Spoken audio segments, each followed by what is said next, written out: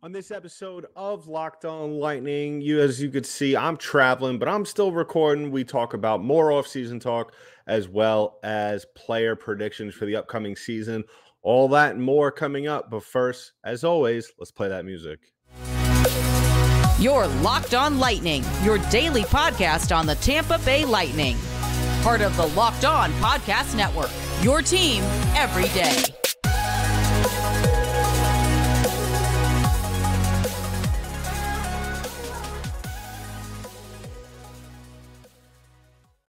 Welcome to another episode of Locked On Lightning, part of the Locked On Podcast Network. I'm your host, Adam Danker. Today's episode of Locked On Lightning is brought to you by our friends over at FanDuel Sportsbook, the official sportsbook of Locked On. Make every moment more. Visit FanDuel.com/LockedOn today to get started on this episode of Locked On Lightning. We're talking about more of the offseason, just waiting for October to get here, as well as individual player predictions. We break it all down. We talk about who we think is going to make a big leap. Who do we think is going to continue to produce for this Lightning team in the 2023-24 season? And first, before we get into all that, I want to thank you all for making us your first listen of the day. And if you haven't already done so, please go ahead and subscribe to the podcast. Give us a follow wherever podcasts are distributed in audio form. You could also check us out on our YouTube page. Give us a follow there. And for those who are not aware, as we get ever closer to 1,000 subscribers, we'll be raffling off once we get 1,000 subscriptions, we'll be raffling off a signed Vincent Lecavalier Tampa Bay Lightning puck, so you don't want to miss it. And all you have to do is subscribe, and you will automatically be entered into the raffle. So we're talking about more about the offseason, and it kind of, I feel, in a way, it kind of, this is probably, at least in the time that we have had this show, probably one of the weirdest or most different off seasons we have had thus far surrounding the Tampa Bay Lightning. And that is because obviously they're not coming off a long run from the Stanley Cup playoffs. And as well as, we're not, I don't think, and I think maybe some Lightning fans or even some hockey fans in general could kind of look at us, or at least maybe this is a way of them kind of, looking at the Lightning in a different light. But I feel like we're not the top dogs anymore. And, some people might view that as a negative thing, and some people might view that as a good thing. I, for one, think that is a very good thing, considering how really this team has played over the last couple of years. And I'm not saying that in the way that opposing teams or fan bases are going to look at the Tampa Bay Lightning and not take them seriously. No, but I think that some teams may not look at the Lightning as the big fish in the sea anymore. I think obviously the teams that come to mind are obviously going to be the Vegas Golden Knights, the defending Stanley Cup champions, as well as the Florida Panthers. I think they turned a lot of heads during their Stanley Cup run. And we could get into the whole argument if you would like, and I'm sure we will in our comment section below.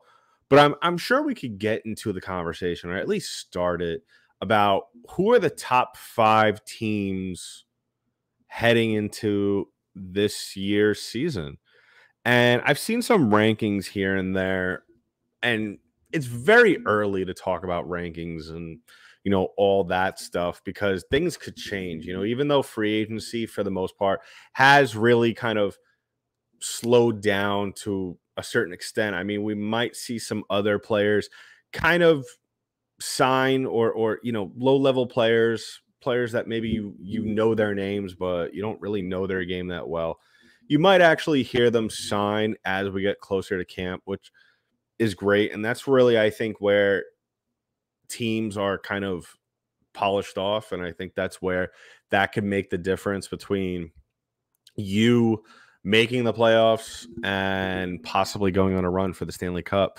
And I think that we will see that in the next couple of months. But I think that those aren't going to be signings, though, that are really going to propel teams that maybe are on the outside looking in going to be in that top 5 group. And so I'm going to list off the ones, and I didn't really give much thought about this, but I will list off my top 5 teams heading into the into the upcoming season. And I'm sure everybody's will be a little bit different, if not, and there might be some other people that might have it completely different, which is also all right. I'm curious because I want to hear, and go ahead and comment in the comment section below on our YouTube channel. And if you haven't already done so, please, like I always say, subscribe. Go ahead and list your top 5 teams in the league, and for some of them that maybe be a little bit outside of the box, you could go ahead. I would want you to kind of just give me a little bit of a reason why, as to why you think that team deserves to be there. So off the top of my head, I'm thinking Vegas, and this is going in order: Vegas, Colorado, I'm going to say Florida, just because they went to the Stanley Cup final, and for the most part, they are going to have the same team around them. And I think if Bobrovsky is going to be the top dog that he showed he was in the Stanley Cup playoffs this past year, I think we could feel good, at least as hockey fans, in ranking the Florida Panthers and putting them in that spot, at least the top 3 in the league. And then the other 2 would have to probably be Edmonton, because I just feel like with Connor McDavid, you could just do, and Leon Draisaitl, I just feel like regardless of what pieces that team is always missing, as was evident a couple of years ago. And they did have the pieces to get that far, but as was evident 2 seasons ago, where they got to the Western Conference final and lost to Colorado, who eventually, as we all know, beat the Tampa Bay Lightning in the Stanley Cup final. That's a team where you have 2 of the best players in the league, 2 of the best players on the planet. And when that team is clicking, they could beat anybody on any given night, especially if their goaltending holds up. So, yeah, I think Edmonton definitely gets that 4th spot. And probably to round out the 5 would you could make a conversation, you could make a point to say that maybe Tampa Bay does belong in that situation. In that spot, excuse me. But I don't know. I just, and maybe I'm a little bit negative about this. And if you're a listener of the show for quite some time, that I can be negative or maybe way too negative at certain points. And that's fine. I listen, as you know, I own up to it when it does happen, if it is, a little bit out of bounds. But I don't know, and we'll get more into this when we get into our player predictions. There was certain, like Braden Point having the season he did, can we say that he is going to get to that level again? And then on the other side of that, the other certainties that lie with this Lightning team are also Andrei Vasilevsky, and as well as, what kind of impact is Connor Sheary really going to make on this team, as well as can Nick Paul and Anthony Cirelli not only stay healthy, but also make an impact on this team for the long term. So that is really going to be something, as well as Brandon Hagel. If Braden Point doesn't come out and score 50 goals and close to 100 points, can Brandon Hagel take that next step? So for that whole reason, like I said, we'll talk about that. And as you could tell, that was the short part of it. We'll definitely really get into the nitty gritty of it in the second half of the show. But really, I think that if I had to have a hard candidate for top 5 teams going into the 2023-24 season, it probably would have to be Carolina. Carolina, I think, is one of those teams that is scary. I think they're one of those teams that they're an unusual team in the way that they have a couple of big name players that we're all familiar with, but at the same time, as was evident down the stretch and as they got closer, and maybe these are stars in the realm of the Carolina Hurricane community and you know, to their fans, obviously. But, you know, guys, when you have guys like Martin Nicias, who I think is one of the most underrated players in the league, going out there and really being the lifeblood of that team as he was at certain points down the stretch, that's a scary team. And when your goaltending holds up the way it did, and, you know, they have some pieces that maybe, or some players that need to play just a tad better to get them to that other spot. But yeah, I mean, let me know. And maybe I'm being a little bit too harsh on the top 5 in terms of not putting enough Eastern Conference teams. But then again, as we all know, and as we've all seen over the past couple of years, really when it comes down to it, the West has really been a pain in the butt during the regular season as well as the playoffs. And I think maybe if COVID and the shortened season, things weren't kind of a little bit messed up there for those 2 years, the Lightning went back to back, you know, we might have seen a different kind of team roll out against the Tampa Bay Lightning, considering, you know, you look at Montreal, Eastern Conference team. So there was, you know, that little bit of a realignment weirdness that was happening in the Stanley Cup playoffs. So let me know about that. Let me know about, because I'm sure I'm going to get a lot of opinions, which is totally fine. But I'm very curious to hear about everybody's opinions on where they see the rest of the league. So we'll talk about some of our player predictions, as well as, you know, kind of what ties into what I was just talking about. Can the Lightning, or do the Lightning deserve almost to be a top 5 team, or be viewed as a top 5 team? We'll talk about that in just a little bit. But first, why don't we talk about our friends over at FanDuel Sportsbook? Now, if you haven't heard of FanDuel Sportsbook, where have you been? Listen, baseball is in full swing. It's the dog days of July, about to head into the dog days of August. And there's a lot of teams not only fighting for a divisional championship, but also just fighting for a playoff spot. So don't you want to get in on some of that action by going over to FanDuel Sportsbook? Take your first swing at betting MLB on FanDuel and get 10 times your first bet amount in bonus bets up to $200. That's right, just $20, and you'll land $200 in bonus bets, win or lose. And you can do all that on an app that is safe, secure, and super easy to use. Plus, when you win, you get paid instantly. Instant payouts. You can't argue with that. So there's no better place than to do it on FanDuel Sportsbook, America's #1 sportsbook. So sign up today and visit FanDuel.com/lockedon to get up to $200 in bonus bets. That's FanDuel.com/lockedon. So in case you're wondering where I am right now, I literally just got off the flight, got off my plane. I'm actually in Austin, Texas, and first time being in Austin, and I absolutely love it, and definitely want to come down to Texas, check out Dallas during the NHL season, maybe see a Stars Lightning game when the Lightning are in town. And really beautiful part of the country, and, you know, hope to see more as I'm here for the whole week. So if anybody has any recommendations, drop them in the comment section below on our YouTube page if you're watching us there, or you could tweet them to me at DankyDank, DENKYD8NK. I love hearing from all of you, whether you want to tweet to me or slide into my DMs or comment on the section below this video on our YouTube page. I always love hearing from all of you and interacting with each and every one of you. So if you're joining us, please go ahead right now.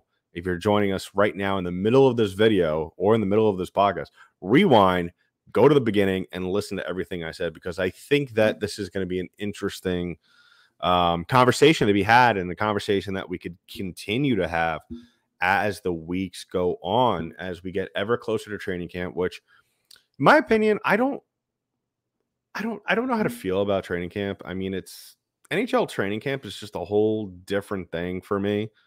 I don't view it as important as, you know, maybe NFL or even spring training. To me, even the preseason games, it's kind of like how, like, and for all my basketball fans out there, it's kind of how I feel with that. I mean, it's just whatever. I mean, preseason's more for guys trying to make spots, those last couple of spots on the team, as well as, you know, really you're going to see some of the vets out there, but you're not going to see Kucherov play 20 minutes out there. If he's playing 20 minutes, then kind of curious what Coach John Cooper is smoking at that point. But moving on to the upcoming season. Now, player predictions. Now, I think we could agree to a certain extent that this team has shed a lot of the fat around the prime meat heading into this season. And I kind of alluded to it throughout the course of the season, how really, maybe I didn't say it this way, but, I didn't view this team as really a championship winning team. I absolutely despise the mantra or the mindset of let's just sneak into the playoffs and see what happens. I'm very big, as we all know, if you haven't been listening, or if this is your first time, I'll say it again. I'm one of those people, play the same way you're going to play in the playoffs, or go out there with that mindset. I know you can't play at 1,000% all season long. Look at the Boston Bruins, set a bunch of records, a team that really on paper heading into the playoffs could have very well have, if they just played at the level they did all season long, could have very well swept every series and won the Stanley Cup championship. But obviously that is not how it happened. But looking at really this Lightning team, what are the expectations individually? Now, I'm not going to do the entire team today. So really, as the summer goes on, and if I haven't mentioned a player that you want me to talk about, I will gladly talk about them. So drop that in the comments as well. So I'm going to do the top 4 guys that come to mind: Cooch, Point, Stamkos, and Hagel. Now, just to refresh some of your memories, Cooch had 113 points with 30 goals. Point, 95 points with 51 goals. Stamkos, 34 goals and 84 points. And then Brandon Hagel, 30 goals and 64 points. Now, I'm going to say right off the bat, I think that really we're going to see a flip-flop, or maybe somewhat of a changing of the guard, if you want to talk about it, or passing of the torch, or whatever phrase you want to talk about or discuss or say it. I think Stamkos is going to take a step back this year, if we didn't already think that he did last year. He really has had a simple game plan his entire career. I mean, he has shown at certain spurts throughout the course of the season that he is able to do other things. And really, I think that for someone his age and, kind of the wear and tear on his body, I don't think we're going to see kind of a 30-point season out of him. I think that really, in order for him to get to a 30-point season without doing the normal show, and that is taking slap shots from the circle, we're going to have to see more of what we saw out of him down the stretch. And that was just a creative approach to the game, getting down low, getting into the dirty areas. I want to see him pass more. That may not necessarily be part of his game as a facilitator, but I think that really what it comes down to is that he's going to have to get outside his comfort zone. I think we're going to see, and maybe this is just me kind of just throwing out a crazy prediction right now, but we're going to have to see him just be more of a facilitator, kind of. And I know he doesn't really have the speed to kind of be all over the place like what we see from Braden Point and Nikita Kucherov, but I still think that he is still very much wiser. And I think his experience is going to help him, because I think we could all agree is that if he wasn't the seasoned veteran that we know him to be, I don't think he would have gotten to 30 goals or 34 goals, whatever it was, 34. And I think that, like I said, I think that, he could still take his shots from the circle and still do his usual patent Stamkos one-timers. But I would like to see him kind of maybe fake a shot from the circle, get on the doorstep, pass it off last minute, little things like that. And I'm sure that's not something that, and I'm sure that's something that he has really thought about this offseason and has worked on, and I really hope that, and that's just me being maybe a little bit too hopeful or having too much wishful thinking, because I've said certain things like this with this team before. And as we all know, really what happens with the Tampa Bay Lightning is that sometimes they just do the same thing over and over and over again. And the production and the numbers tend to go down as we go throughout the course of the season. But on the other side of that, that's what you saw from Braden Point this past year.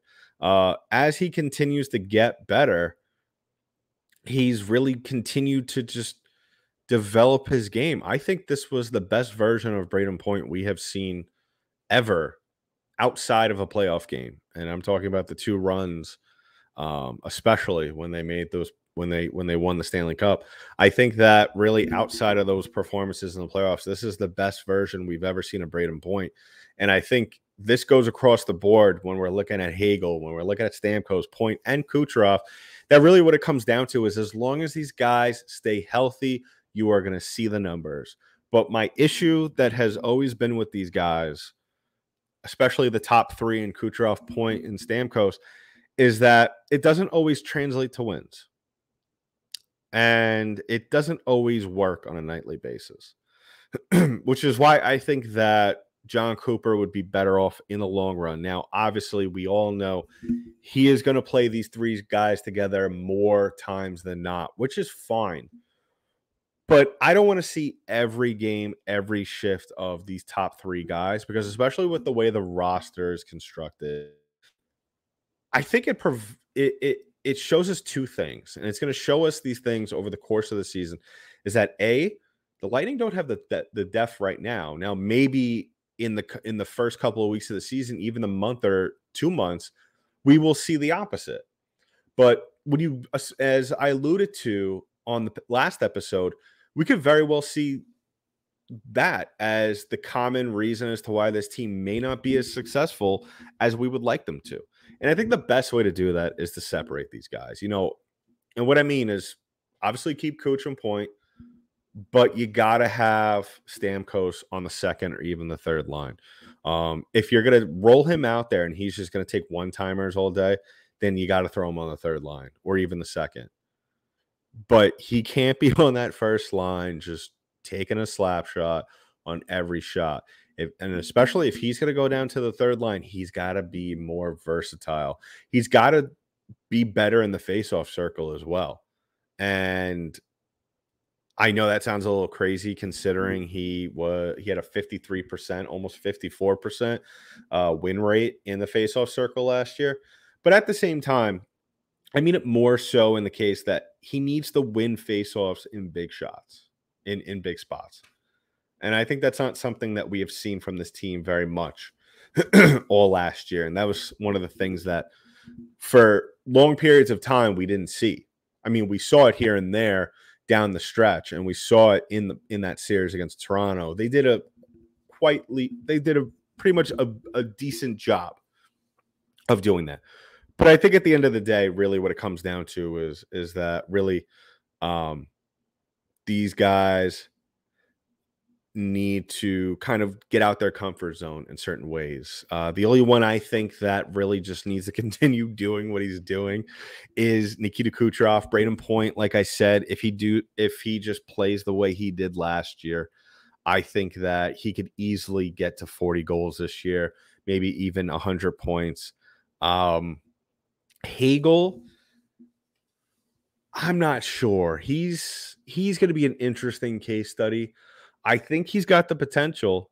He had 30 goals last year, 64 points. I think that, in my opinion, maybe some people might think this is blasphemy, I think he's the second coming of Braden Point, but with a little bit more versatile to his game, a little bit more of a point getter, I think. As he continues to get better and better, I think that he will be one of the most important pieces on this Tampa Bay Lightning team. So I think that really there still is a lot to unpack with this Tampa team. There still is a lot to unpack with these Lightning players. But as we look at the top 4 guys on this team in the forward lines, I mean, we could throw Hedman in there as top 5 on this team, top 4, even though he had an off year. I definitely think that if those guys play well and play the right way, mind you, I think that the Tampa Bay Lightning could have a very good year. And I think that those 4 guys will also be very, very successful individually.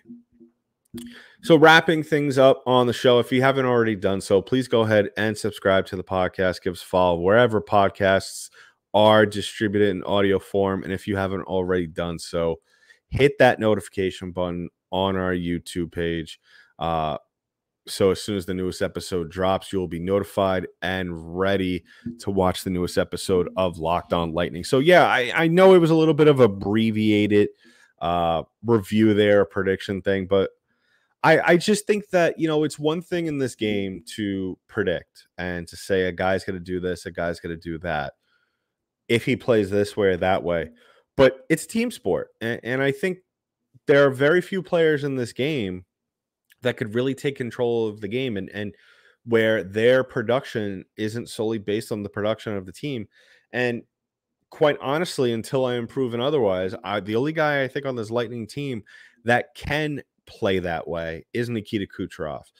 And if you've been a listener or a watcher of this show for quite some time, my qualm that I have with Nikita Kucherov is that he can be a little bit absent-minded, or really I think a better term would be is that he's not as aggressive as that you would like him to be. I think Braden Point can be that way. I think that he just needs to develop a little bit more.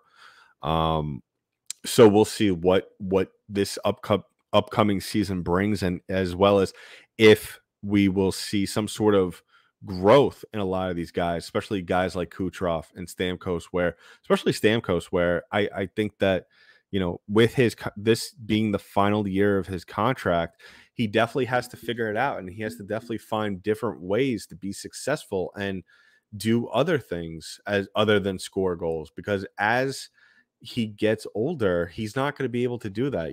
I think he has a great shot still. I don't think it's up there with Alexander Ovechkin.